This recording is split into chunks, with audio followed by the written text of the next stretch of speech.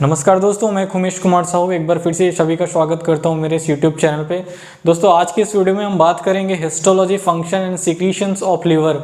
इसके साथ साथ हम बात करेंगे formation of bile and composition of bile और साथ ही साथ फंक्शन ऑफ बाइल के बारे में इस वीडियो में बात करेंगे। तो इस वीडियो में अंत तक जरूर बने रहिएगा। तो चलिए स्टार्ट करते हैं। सबसे पहले हिस्टोलॉजी ऑफ लिवर।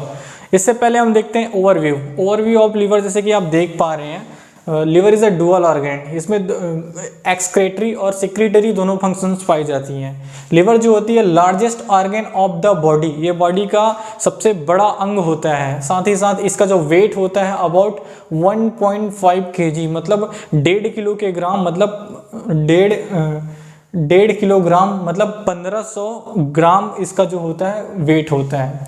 उसके बाद साथ ही साथ अब बात करेंगे हिस्टोलॉजी। जैसे कि आप देख रहे हैं ये लिवर है नहीं। लिवर में जैसे कि बहुत लोब होते हैं, मैनी लोब, बहुत से लोब होते हैं। इसमें राइट लोब है और लेफ्ट लोब को हम देख रहे हैं, है नहीं। उसके बाद देखते हैं hepatic lobe. Liver made up of many lobe, है नहीं। Each lobe consist of many lobule called hepatic lobule.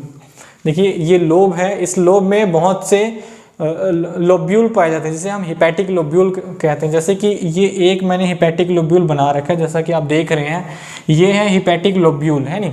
अब बात करते हैं हिपैटिक लोब्यूल्स के बारे में, मतलब इसके बारे में हम बात करते हैं। Hepatic lobule is a structural and functional unit of liver.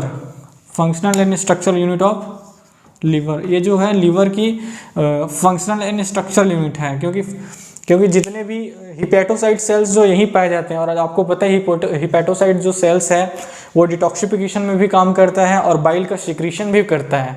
तो इसीलिए क्या है, एक structure and functional unit of liver. There are about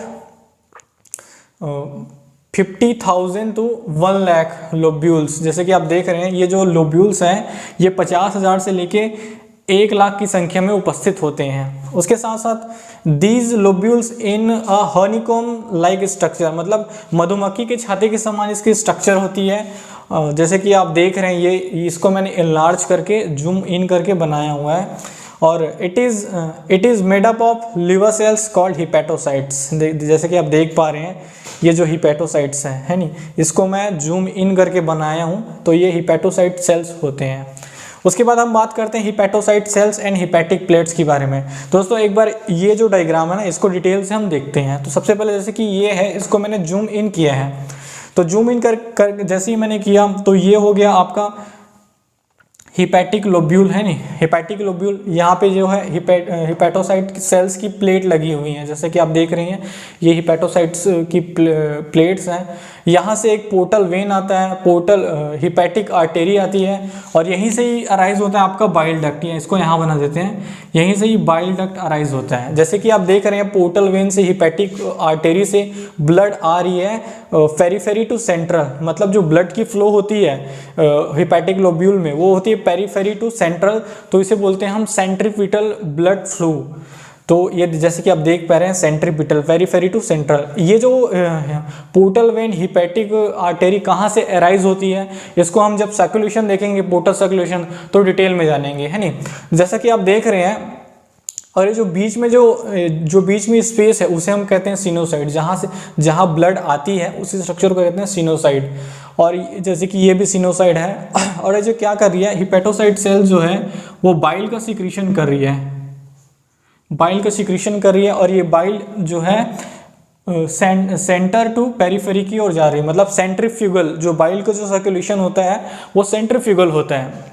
अब चलिए दोस्तों, अब थ्योरी पे आते हैं। तो hepatocytes and hepatic plates arrange in column which from the hepatic plates. जैसे कि देखो आप कॉलम में अरेंज हैं ये, है नहीं। तो अब कॉलम्स, उसके बाद देखते हैं each plate made up of 2 columns of cell. जैसे कि देखो 2 कॉलम से मिलके बना हुआ है। In between the 2 columns of hepatic plates lies a bile canaliculi. जैसे कि ये जो स्पेस है इसे कहते हैं हम बाइल कैनालिकुलाई। बाइल कैनालिकुलाई, इसको हम ये जो बाइल के निकल, जहाँ पे बाइल कलेक्ट होता है, जहाँ से हेपेटोसाइट सेल्स से बाइल निकल के, जहाँ से बाइल जहाँ पे स्टोर होता है, मतलब ये जो टेम्पररी स्टोर है ना, टेम्पररी स्टोर, और जस्ट ये फ्लो करता है, मतलब स्टोर नहीं होता ये। जैसी हेपेटोसाइट सेल से बाइल निकलती है और ये कहाँ जाती है, सेंटर टू पेरीफेरी, मतलब सेंट्रीफ्यूगल जो इसका फ्लो होता है बाइल का, बाइल कैनेलिकुलाई में। उसके बाद देखते हैं in between neighbouring plates a blood space called sinusoid. जैसे कि ये नेबरिंग प्लेट है नहीं, ये नेबर प्लेट है, ये नेबर प्लेट के जस्ट बाजू में ये जो है ये ब्लड सिनोसाइड बोलते हैं, जहाँ पे ब्लड आती है। नेबरिंग प्लेट अ blood space called, blood space होती है उसे हम कहते हैं सिनोसाइड। जैसे कि आप ये इमेज पे डायग्राम पे अच्छे से देख पा रहे हैं, ये सिनोसाइड है नहीं। उसके बाद आगे बढ़ते हैं। Sinusoid are lined by endothelium cells, in between endothelium cells some special macrophages cells, macrophages cells जिसे हम कहते हैं कफर सेल्स आर प्रेजेंट। ये जो सिनोसाइड्स होती हैं यहाँ पे कफर सेल्स होती हैं, और कफर सेल जो कि मैक्रोफेजेस है, मतलब मैक्रोफेज का काम करती है। मैक्रोफेज कैसे काम करती है, जैसे पोर्टल वेन से पोर्टल वेन से आरबीसीज आती हैं, तो यहीं से स्प्लीन, जिसे हम ग्रेवयार्ड ऑफ आरबीसी कहते हैं, स्प्लीन से भी ब्लड आता है पोर्टल वेन में।